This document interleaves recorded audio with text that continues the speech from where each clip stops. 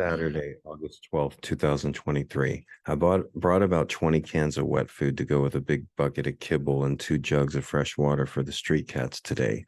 There's always a large crowd of hungry kitties on Saturday. The kitties were on edge like they usually are in this neighborhood. They're keeping their eyes open for speeding cars, loose dogs, and human beings with evil in their heart. There have been a few loose dogs recently, and I noticed Rookie, one of the friendliest street cats, had a bite mark on his neck. That's why most street kittens don't survive because of the loose dogs. I also tend to believe that many kittens get caught unexpectedly, hiding under the hood of cars and in the wheel wells of parked cars. Every decision made by these street cats is of the utmost importance and critical to their survival. A cat won't risk its safety looking for food if they know a good meal, me, is for sure coming. One reason why I feed the cats once per day and not in the evenings is because there's too much dangerous activity during those hours and during most hours. I don't want the street cats out there expecting me during the day when there are cars, trucks, and hateful people going this way and that. A street cat is much less likely to venture from their safe hiding spot if they know there's a guaranteed meal coming at 4 a.m.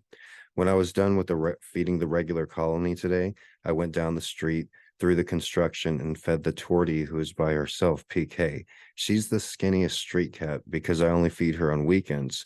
During the week, PK has to fend for herself. She stands by the office workers having lunch and begs for food. My inside cat, Kirk, survived for years like this. Kirk was forced to munch on the occasional bird as well. One of the only street cats I've ever seen do so, and he only did it because he had to. Today, I brought PK a can of canned salmon to go with her regular pate.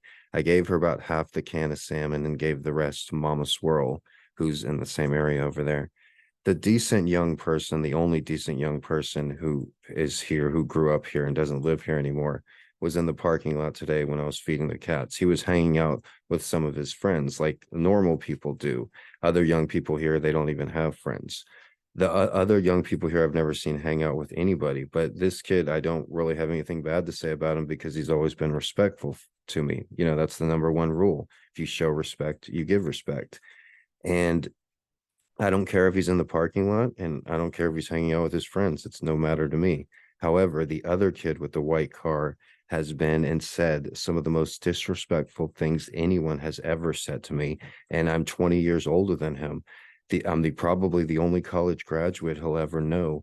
And the only reason he quote unquote knows me is because he's been stalking and harassing me for 4.5 years. I wouldn't even realize this guy exists or be able to tell him apart from the other chubby fucker on the other white car if he wasn't yelling outside my apartment, making threatening hand gestures on my security camera, and straight up stealing my internet.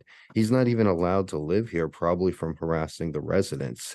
And how pathetic can a young man be, not only to grow up and spend your teens and early 20s in such a drab environment, but to also come back to your parents' one-bedroom apartment every single day, even if you're not allowed to live there.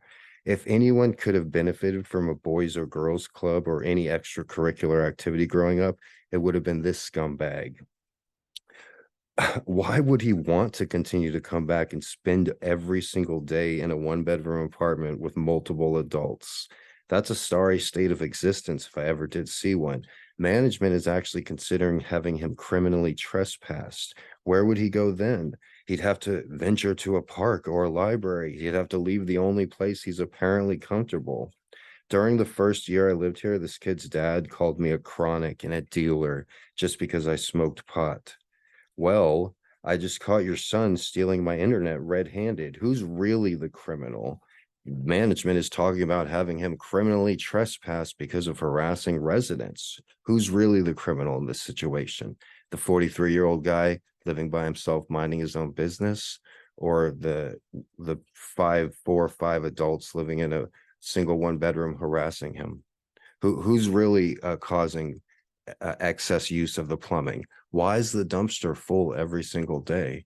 because the plumbing, the dumpster, it's not made to handle this many people, this many personalities. And also, if you are going to live that way, you damn well better gain some humility and not walking around like you're Tony freaking Montana. Because if you're sleeping in your car, you're not Tony Montana, and you're far from it. He washes his car every Saturday. His car, he's claimed, I'm not homeless, I have car. And he washes it with the apartment's water. He claims he doesn't live here, but he uses the apartment's water for free every Saturday. Proud of his car, washing it, his mobile home that he sleeps in. That kid's not winning. And if you want to win in life, don't do what he does. My name is Gregory Brandt, aka Mr. G. For me and my street cats, have a good Saturday.